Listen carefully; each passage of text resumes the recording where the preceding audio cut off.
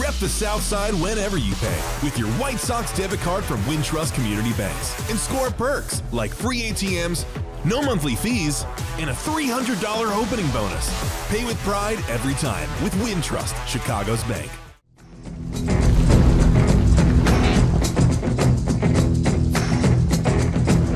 Hey everyone, it's 𝗪𝗏. Welcome to the White Sox Podcast. It is brought to you as always by our great friends at Wintrust, Chicago's bank. Show your team pride with a White Sox debit card. You can get yours at wintrust.com/Sox. Member FDIC, EHL lender. Okay, Len Kasper is on the podcast today, and he's here to talk about, I don't know, three of my favorite things in life: baseball, broadcasting, and music. As the radio voice of the White Sox, Len has great insight into the inner workings of the team, the players, the coaching staff. And we're going to talk about what happened this past season, why he is so bullish on where things are and where things are going. And he has spent a lot of time with Will Venable. He'll give you a lot of great insight into Will Venable as a manager, and we'll look ahead to next season as well. We do talk about broadcasting, what goes into his preparation in calling a game, his partnership with Darren Jackson, why that works. And we talk about one of my big passions in life besides sports, besides White Sox baseball, which is music. And that's the same thing with Len. We talk about some of our favorite bands and concerts. And we even talk about you, White Sox fans, and why we understand what you've been going through with all the losses over the last few seasons and why better days are ahead. Len Kasper on the podcast. Here we go. All right, joining me on the podcast, it is Len Kasper, and I can't help but notice the leaves behind you. We are hanging on. In Chicago, we've got leaves on the trees for I don't know how much longer, but how are you doing? I'm great, Chuck. You know, I kind of go through baseball detox after the season every year, and while I have paid a little attention to the postseason, not as much as people would think, I'm kind of baseballed out, and now I kind of creep back in as we get near the World Series. But it was a really fun summer. I know we'll talk a lot about the White Sox season this year, but I'm always pretty gassed by the end of the year, and I think you should be, right, mentally, because it is every single day, and there was a lot going on this year, and I think that's a good thing. It's funny you brought that up because I literally was going to ask you that first. You know, you and I kind of have the similar schedules in that for like 6 or 7 months, it's every day. And then it just stops. And then like, I was going to ask you just how do you stop? And it sounds like you've got some mechanisms in place where you're just kind of like, okay, I'm not looking at baseball for a bit. Well, one of you always have the baseball questions in spring training. How was your winter? Where did you go? Whatever. But toward the end of the year, do you have any trips planned? That's always the big question that we all get. And my general answer, with a few exceptions, is I plan nothing until the season actually ends. Because when you're in the middle of the season, you're trying to plan for a time when you're not doing anything. There's just this weird dichotomy. So like I need to be in a different place when I plan a long trip. But also the last thing I want to do once the season ends is get on a plane. I like being at home. And even when I'm at home during the season, you're not really at home. And I love fall in Chicago. So I like kind of being a normal person in my own house and getting up and not having any plans to make. So that's generally how I do it. And it takes me 10 to 14 days usually to really first thing in the morning understand that, I don't have to go to the ballpark today. And I think I'm finally at that place. So usually in the last few weeks of the season, I'll talk to the players and it'll come up in my head. I'm going to ask them, hey, what are your plans for the off season? And this year, especially the young guys, like I didn't feel like I wanted to ask them that question because I felt like they were living so much in the moment of like, I'm here in the major leagues. This is unfinished business. We want this season to end, better. I don't know if you felt the same way, but I just felt like these players were just like, like this. I'm focusing on today, not 2 weeks from now. That's a really good point. I was talking to, I'm trying to remember who it was. It was Mike Vassell. I had him on for one of my pregame interviews with about 2 weeks to go in the season, and he basically said, I don't want the season to end. I want to pitch for the White Sox, through October, November, just keep going. I don't want this season to end. And I kind of had a similar feeling with Montgomery and Teal in particular, and I didn't really articulate it to these guys, but I wanted to say to them, which I will probably do in spring training, like I want to hear what you think of all of this, how cool it is, how you develop as a human being, not just as a baseball player, but we get to see that maturation process. And certainly guys change as they get older, but you are who you are.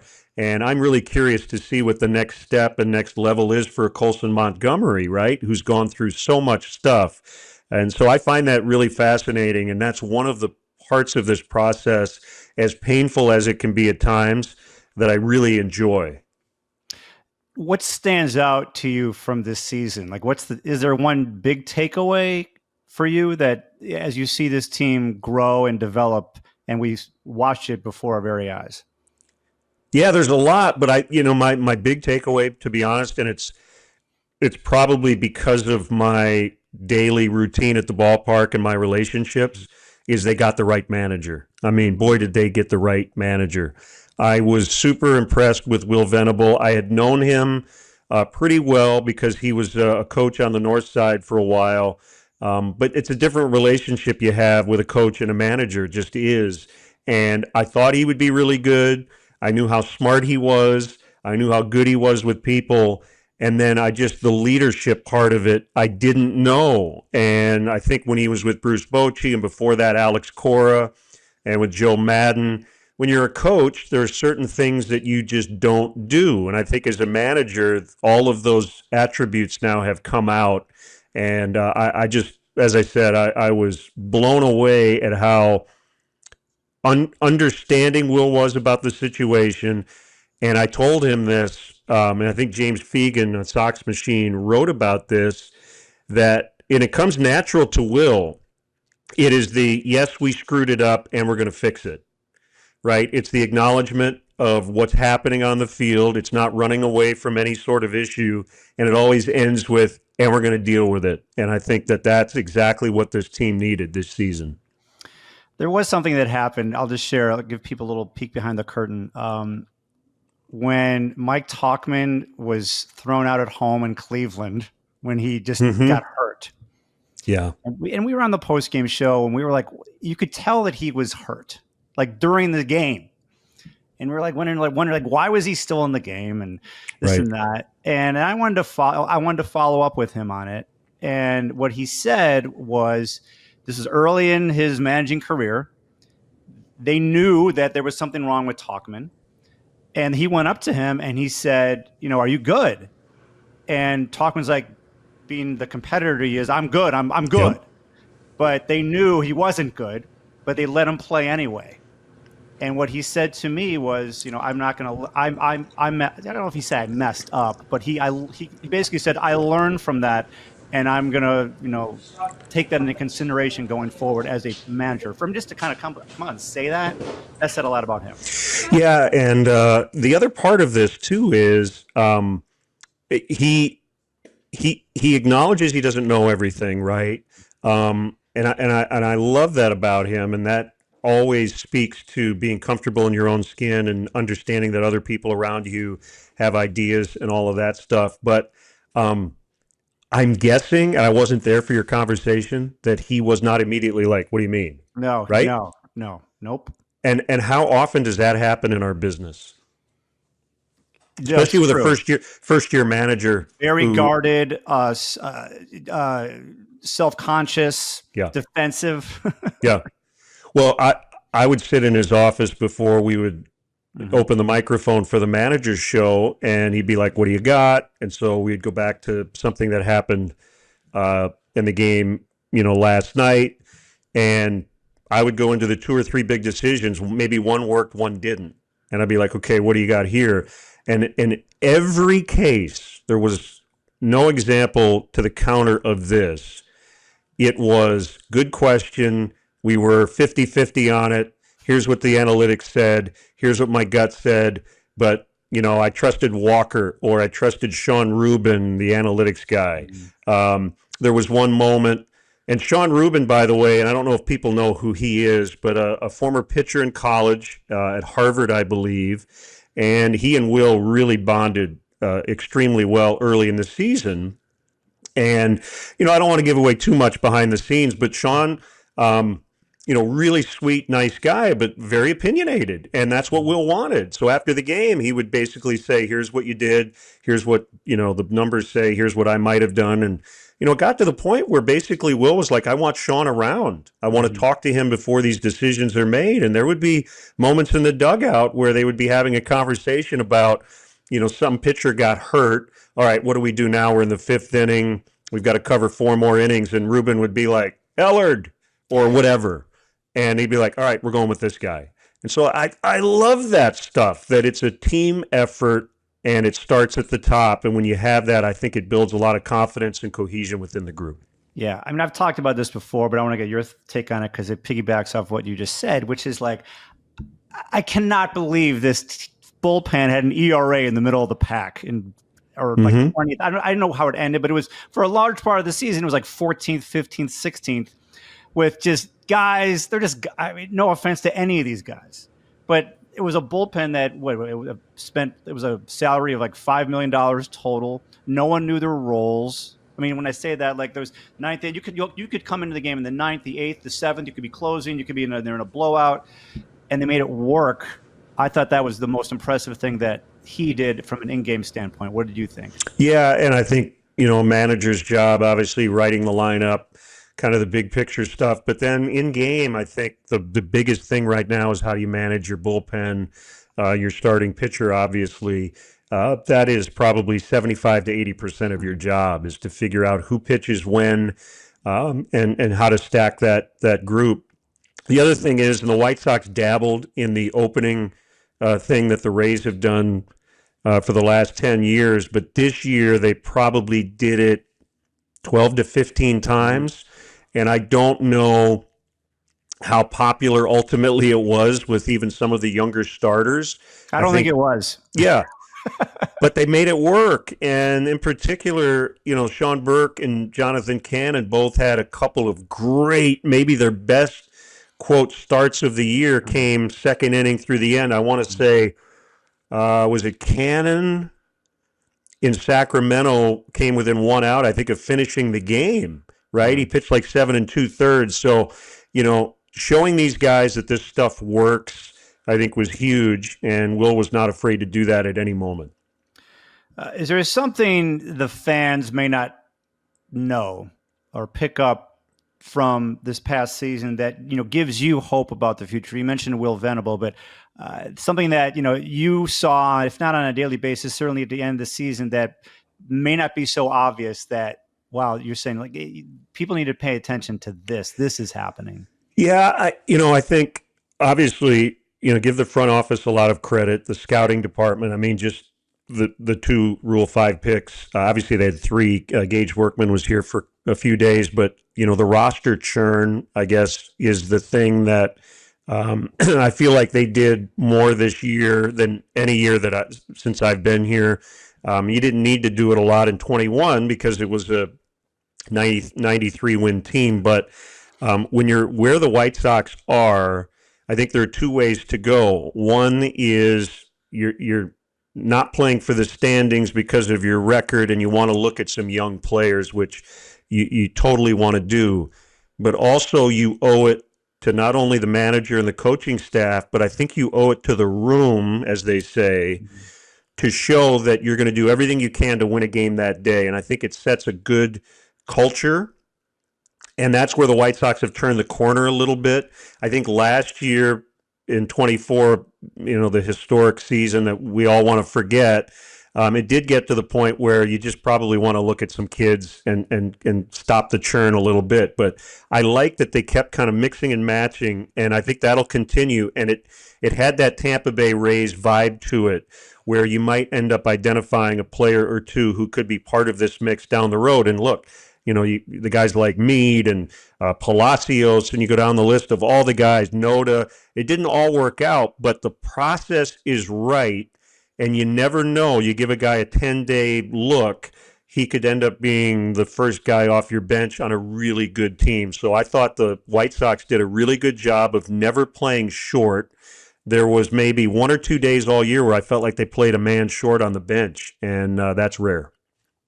So you're like me. I think you love stats. You love numbers. It helps tell a story, put things in perspective. So I've got 2 stats right here in front of me that really sum up to me.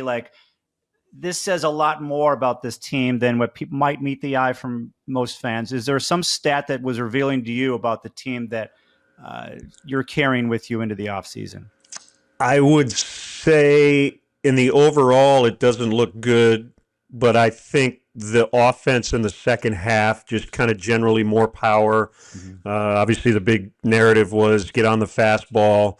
I don't think this is a team that's going to be 3 runs a game, which is what it was in the first half. That does not cut it. I don't think it's a team that's going to be necessarily upper 4s, which it was 4.5 plus in the second half. But I believe they finished at 3.99. They were 1 run shy of finishing the year at 4.00. They needed 9 runs. And I remember telling Will before the game, I did the math. I'm like, need to score 9 runs today. You finish the year at 4.00. They finished with 8 in that game. So that was kind of interesting. But this is, again, where the fans need to realize when you look at ERA or runs allowed, I guess, and runs per game, if you can improve your runs per game by a quarter and then take a quarter off the runs allowed, right? That's a half a run. Over the course of a year, that could be an 85 win versus a 65 win season. So these tiny little margins over the course of a season are huge. And so I guess what I'm saying is you need to be over 4 in the runs per game department. And I felt like the second half maybe was a little more indicative of where the White Sox should be moving forward. Yeah, the 2 that I have here, one is walks.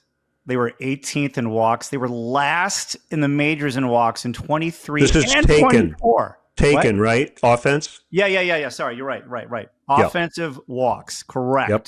I mean, that's a Huge. Monstrous jump. And Yep. they didn't go ahead and sign Juan Soto. This was a collection. These are the kids. Yeah, exactly. These are the kids. And then the run differential before the All-Star break was minus 98. Ladies and gentlemen, boys and girls, after the break, plus 3. Yeah. That's a real thing, right? Yes. Yeah. Run differential to me is really, really good. The Rockies obliterated the White Sox run differential from last year. And if you want to parse it, I know wins and losses matter, but the Rockies probably were worse than the 24 White Sox based on the run differential number. I do think that it matters, and to be close to even and to be a plus 3 in the second half, I think is a really good sign. I really do. Yeah. So you were a part, when I say a part, you were broadcasting the Cubs rebuild in the, the mid, whatever you want to call them, the teens. 2010s, yeah. Yeah, or early 10s. Do you see any parallels at all between, because you weren't here for the first Sox rebuild, obviously you were in town, you knew about it, but since you were there with the Cubs, do you see any parallels there? Sure. I think anytime you get really young, there are always going to be parallels for sure. And I do think that at some point, everything kind of comes together, and it's almost like this magic stew that you can't predict when or how it will happen, but it just kind of happens. And I do think that toward the end of the season, you started to really see more than just glimpses of some of that. I think the irony, and I think if you ask Chris Getz, I think he would say this, and I think even Will Venable would say it. Going into the year, it was pitching. We got to get the offense and the hitting to kind of catch up with the pitching. I don't know how you feel about it right now, Chuck, but at the big league level, I don't know if it's reversed, but I think the core now is offense. And I think now we're waiting for the Schultzes and the Hagen-Smiths and those guys to get to the big leagues. And I'm encouraged by that because the pitching infrastructure that we've talked about the last couple of years, and they've been able to identify those pitchers. You talked about the bullpen this year. So now, in a weird way, that's changed a little bit, and I feel much more bullish about the offense than I think anyone would have had the right to feel at the beginning of the season. Yeah, I'm now remembering. There are some brain cells in here that are remembering what I was thinking and feeling last year, last offseason, early part of this season. We talked about on the show all the time, offense, we need offense, where's the offense? The pitching's great. And then all the rookies came up, and the top pitching prospects for the most part, Hagen-Smith, Noah Schultz, development isn't linear. It can take some time. They're not there yet. So I'm with you. I think I'm I don't want to say more hopeful. That's the wrong way of putting it. I'm right now, I'm feeling better about the offense where it is right now, but things can change really quickly. That's a really good point that you made. And the other part, I think that we all need to look at the Colson Montgomery example, and it doesn't apply to everybody, but I've said this to a lot of people privately, and I really believe it. Nobody cares about Colson Montgomery's batting average at AAA. That's over. I mean, I've talked to former players. I was talking with Dan Petrie, who now does color for the Detroit Tigers, had a really good major league career. I think he was a first-round pick. I said, Dan, has anyone ever asked you about your minor league career once you got to the big leagues? This is 50 years ago. He goes, not once. I said, right? So Colson started over, and none of that matters. So, of course, Hagen-Smith, Noah Schultz, anyone who struggles at the minor leagues, especially first-round picks and guys who are expected to just do this, once you get here, none of that matters. It just doesn't. So I'm not telling you both lefties are going to make the opening day roster, but one of them might. One of them might just have the kind of spring where it's like, we can't send him back to the minor leagues. So I think the Colson Montgomery story is really encouraging for all of the minor league prospects that you hear about are going to have all these ups and downs at the minor league level. It's just different here. With Smith and Schultz, the stuff is there. Like, it's very obvious, and we'll show highlights of their strikeouts. And they're just eye-popping. You're like, oh, this guy's going to be in the major leagues. He's going to be a stud. Oh, we don't show all the walks and the little mistakes, but it just seems like they're like a click off. Like, they're just one little tweak or one little thing, and then they're off and running. That seems like what's going to happen with those two. Do you agree? Yeah, and the other thing is, a guy can come up and he can struggle, and then he can head back to the minor leagues and then come back. It happens all the time. And the Andrew Vaughn example, I know that, he didn't go to the minor leagues until his fifth year in the majors, and maybe he should have gone the year before at some point. I don't know if anybody knows that answer, but not only was it not the end of the world for Andrew, but I think if we texted him right now during this interview and said, if you could go back and change being sent to the minor leagues, and obviously he's traded, but he's now been basically like, yes, I needed to go to the minor leagues. And you and I, talk to Gordon Beckham all the time. Gordon felt that he should have been sent to the minors early, and he wasn't. And he felt like he ended up drowning at this level. So, I do think that it's a long process. It doesn't mean when you come here and you have two bad starts that it's the end of your career. It's just not how it works. Yeah, I mean, I always use the phrase or the term toolbox. And when you are in the minor leagues and you can go through slumps, you gain some tools on how to get out of it. And I'd rather be dealing with that in the minor leagues than the major leagues. And Gordon and Andrew didn't get those tools. They just had to figure it out at the major league level. Not easy. Yeah, and I remember a GM that I talked to once who brought up a prospect and said he's going to stink, and he needs to. He literally brought him up saying there's a 90% chance this is not going to go well, and that's the point, because he's going to come up, he's going to hit 170, and he's going to go over the winter and go, wow, I need to make some major adjustments. So sometimes it's almost by design. All right, we're going to play GM here for a sec, if you don't mind.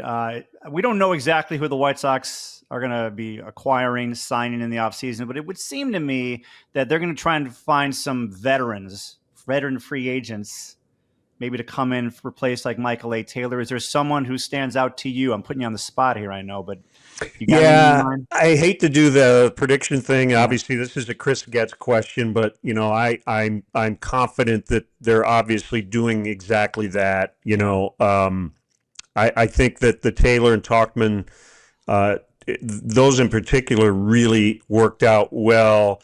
And I would just say, in general, you like to have a young nucleus, but it can't be exclusively inexperienced. It just can't. And I know Michael hit 200.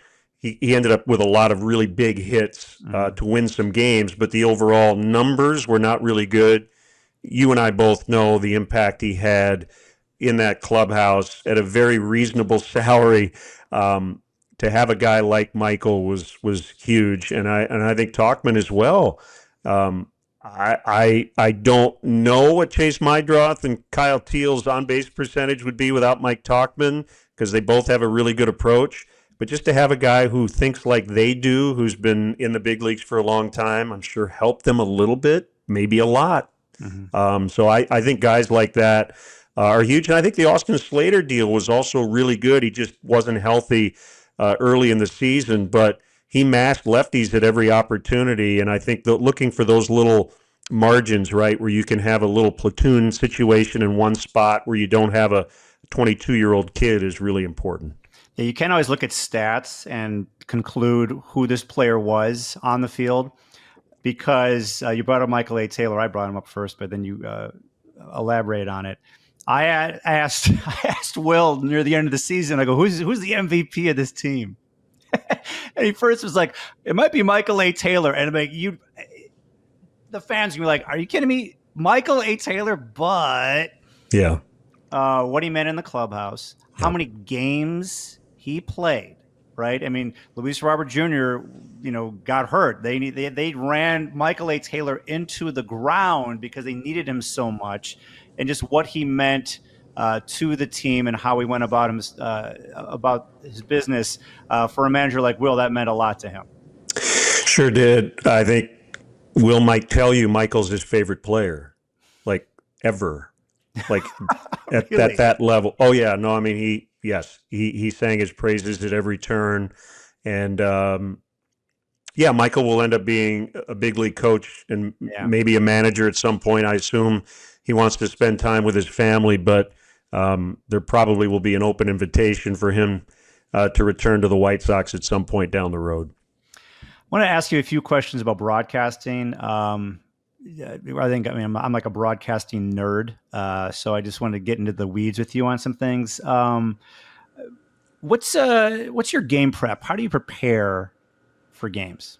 This could be a whole other podcast, but if I could really get into the weeds here, but I mean, let's just go generically. Today, for instance, I look at all the game recaps. I'll look at what happened last night in the playoffs. I'll look in the offseason at coaching changes. I make sure I try to stay on top of all of that stuff. I mean, if it's a field coordinator role in Miami, I want to know about it just because I don't want to be surprised when we go to Miami and go, oh, who's this? Oh, wait, this guy was with the White Sox at some point. So just looking for those little connections, stay up on all the trade rumors, all of those things. So then, you're kind of doing it every day, even on Christmas Day and New Year's Day, and it's a lifestyle. So that's the first big picture thing. Are you making notes along the way? Oh yeah. I have notes on each team that I like to keep. And then as you get into spring training, we'll do 10 radio broadcasts, so you get to see the teams out in Arizona. And I really like that we play all 29 teams now just to get a look at everybody in the league at some point.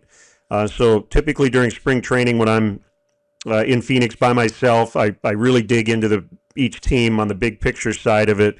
So then when we see the Mets in June or whatever, and we see, the aforementioned Marlins, a team that we don't see a lot, I at least have some background. And then, about a week before the series, I really dig in on all the clips, written about every team.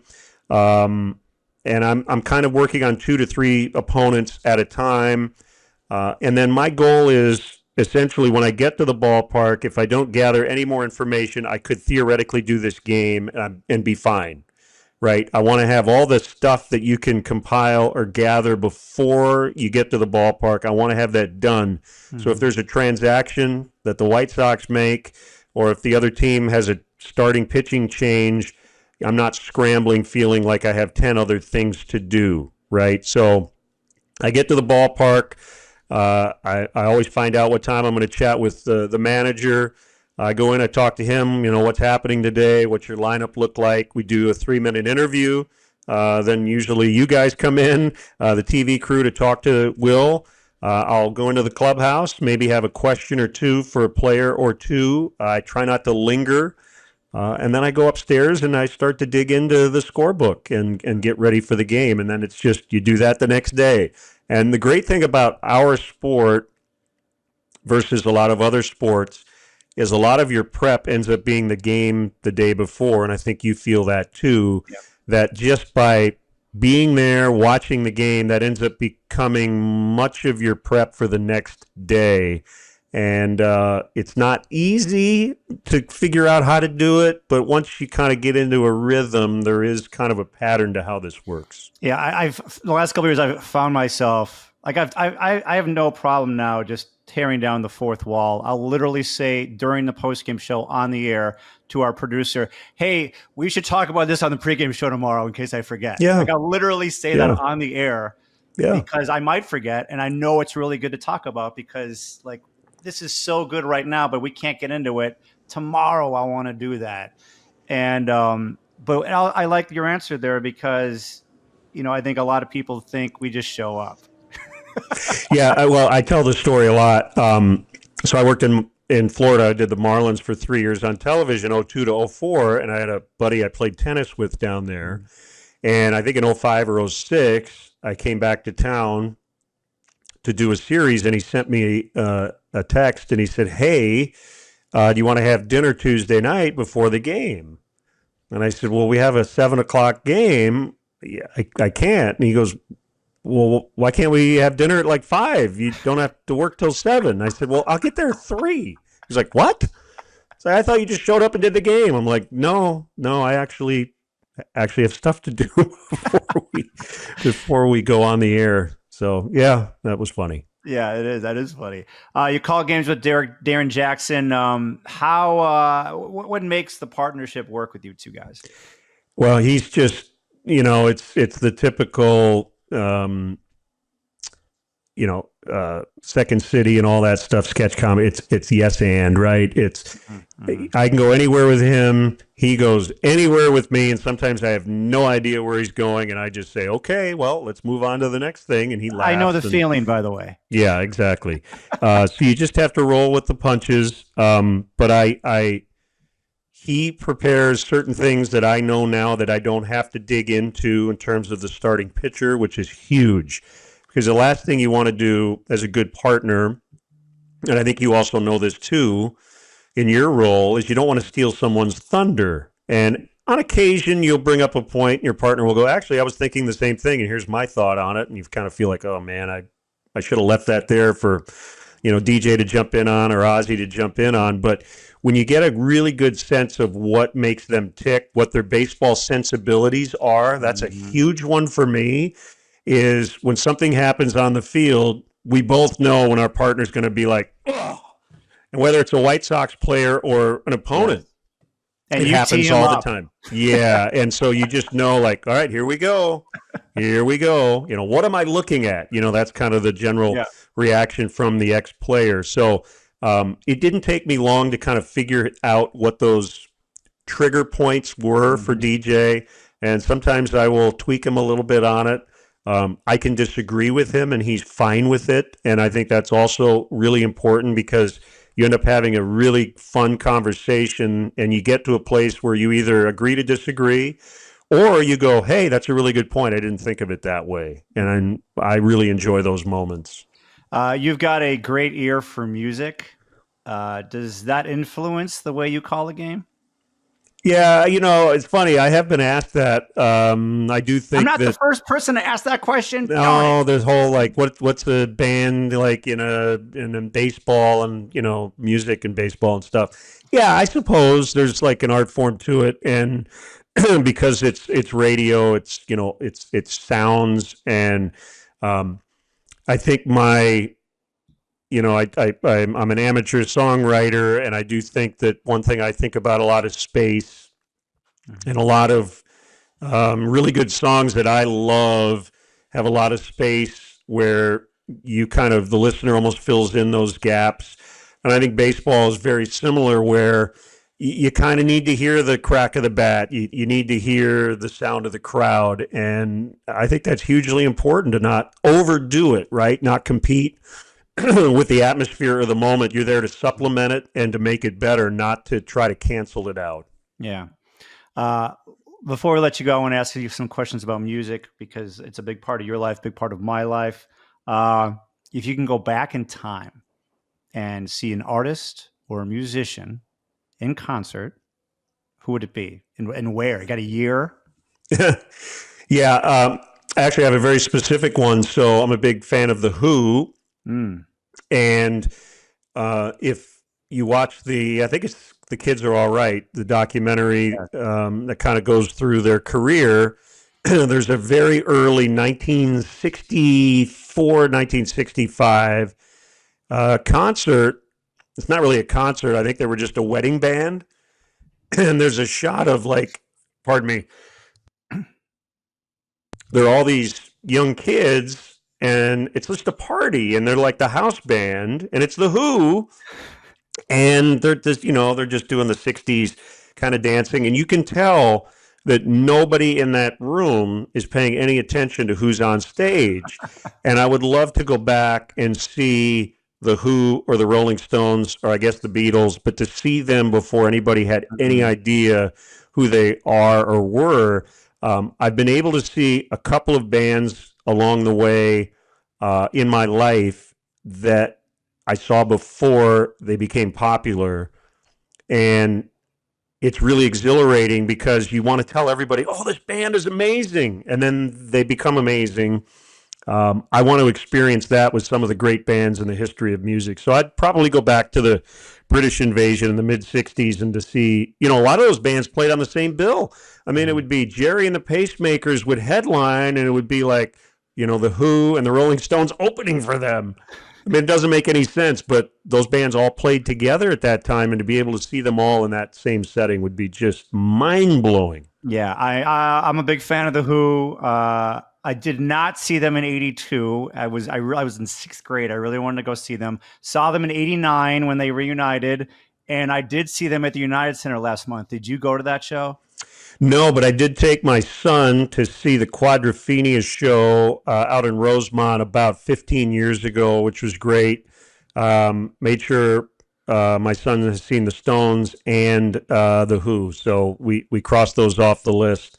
I'm at the point where I've seen those bands enough, and I probably don't want to pay $1,000 to see them again, but they're still I was at the really top of the impressed. There's all these articles about, Roger Daltrey's health, and these guys are, they've always kind of been at it with each other, and are they going to finish the tour? I'm like, you know what? I want to go. It was at the United Center. They were so good. Yeah. They like Roger and Pete, they sounded so good. I was not expecting that. It's going to go down as like one of the best shows I've ever seen, just because of what it meant. Like the end of the show with the song is over. I mean, it really was. They knew exactly what they were doing. They knew exactly what the fans were experiencing, and they gave the fans what they wanted and needed. Well, one thing I always appreciated about Roger, and I would say this about Robert Plant as well, and I don't know if it's conscious on the part of some singers, but if you compare those two guys to Mick Jagger, Mick, in my opinion, never, and maybe it was understanding your own limitations, I never felt he did anything on record that he couldn't replicate. In the case of both Daltrey and Plant, they went for it, and, you know, you think of the Scream and... Won't Get Fooled Again. Yeah. Like, he could never do it exactly like he did it on the record. But I saw Daltrey solo at House of Blues might have been before that tour, that 𝗏𝗏𝗀 tour. He was doing a solo tour to just get his voice back. It was almost like a storytelling night where he'd talk about some of the songs. And he didn't hit all the notes, but he tried. Mm-hmm. And I think everyone in the building appreciated the fact that he was okay to be vulnerable. And at, age 65 or whatever he was at the time, that he was still going to try to hit that scream in that song that he sang in 1971. So I've always appreciated that about those two singers in particular, that they put everything they had into the recording. And if they could never do it again just like that, that's okay. Yeah, I give a lot of props to Springsteen. Like, I'm a Springsteen guy. That's number one for me. And he still is trying to belt it out as much as he can in those places. And I mean, he'll play songs that like Candy's Room. Like, there's no 70-something-year-old should be singing that song at that pace. He's like, let's do Candy's Room. I'm like, all right. And he tries to do it. Who are the two bands that you saw or artists early on and they became something? Dawes was one, and I know they weren't like the biggest band ever, but I saw them in Phoenix during spring training at a tiny little blues bar. And the funny part of that story, and the real cool thing for me, is the opening act that night, a guy named 𝗵𝗏 𝗟𝗶𝘀𝗀, the drummer is Dax Nielsen, that's Rick's son, and Dax now has been a long time drummer for Cheap Trick, replacing Bunny Carlos, and Dax and I have become great friends. And I think I saw Dax and I said, "Hey, you guys are great." And he's like, "You look familiar. Are you Len Kasper?" Whatever. And so then we became great friends. But Dawes just blew the roof off the place that night. And then Semisonic, I think, was the other one from Minneapolis. The great trio that ended up doing Closing Time, I think, was their big hit. Yeah. I got two things to follow up with that. One was the guy who I saw before he became big. It was I used to live near 𝗏𝗶𝘀𝗃, Belmont and Southport. Yeah. And I would go in there all the time. And 𝗵𝗏 𝗟𝗶𝗃, who was one of the owners of 𝗏𝗶𝘀's, this is 2012, I think. And I'm like, they're having some after shows from Lala, and I go, who should I go see? I'm so out of it. I don't know the whole music scene. I don't know who should I go see? And he goes, "Oh, you gotta see this guy, Gary Clark Jr. He's gonna be here on Friday. You gotta see Gary Clark Jr." And I'm like, all right, I'm going to see Gary Clark Jr. I saw him at 𝗏𝗶𝘀𝗃. He's played the United Center. Right. Yeah, that's really cool. Matthew Sweet's another one. See, all the bands that I see, they don't become huge, but in my world, they do. But that's a really good one. Yeah. And then on the flip side of that, this is 1998, and I have recently discovered a group by the name of Big Star. Oh, Alex Chilton, yeah. Yes. And they reunited, and they played at the Metro. And I went and saw it. Now, Chris Bell obviously passed away a long time ago, but I got to see Alex Chilton and Big Star. That might be like my little gem of a show that I got to go to. Yeah, that's really cool. Yeah. And if you have not listened to Big Star, everybody, who is Big Star? You want to explain it? What they mean?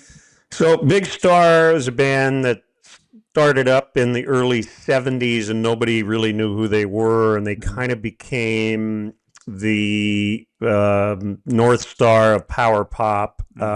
Never became popular, but the comp would be the Ramones. The Ramones were kind of the godfathers of punk, and then all the British bands heard them and ended up becoming way more popular. Without Big Star, we might not have Cheap Trick and the Knack and all of those great bands in the 80s. Just an amazing group. And you can find all their stuff on all the streaming services now. And there's a great documentary about Big Star as well that's really, really good. Yeah. At the time, I was unemployed. I was living here in Chicago, looking for a job. It was a pretty crappy time in my life. And Big Star, if I wasn't unemployed, I would not have been in Chicago, and I would have not had a chance to see Big Star. And I got to see it. And that's awesome. All these years later, and I got to see him. Hey, this is great talking with you, Len, about White Sox baseball, your career, and music. And I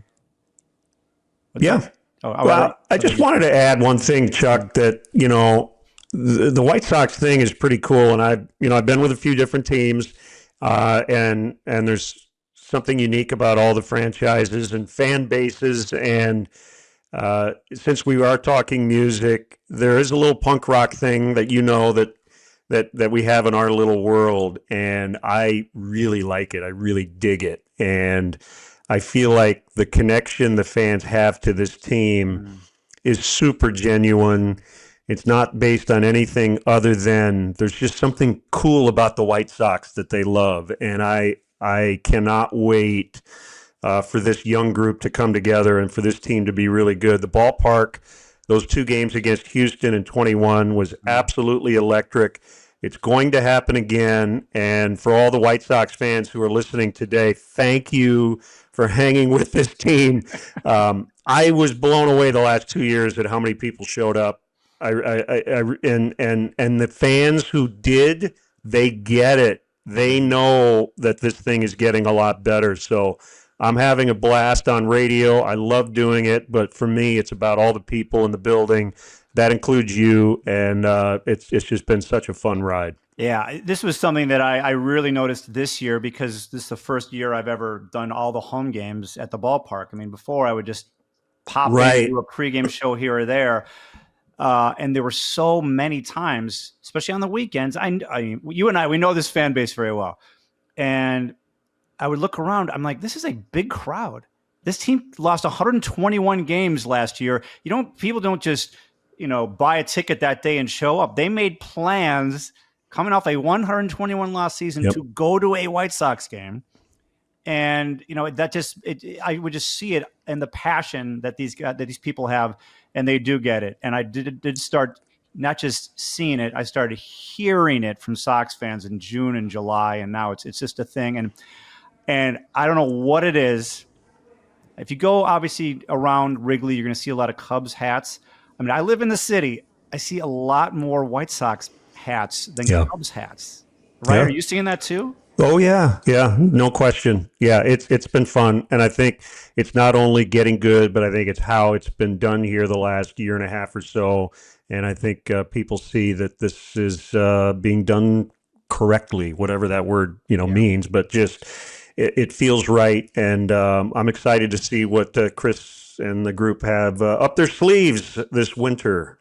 Looking forward to it.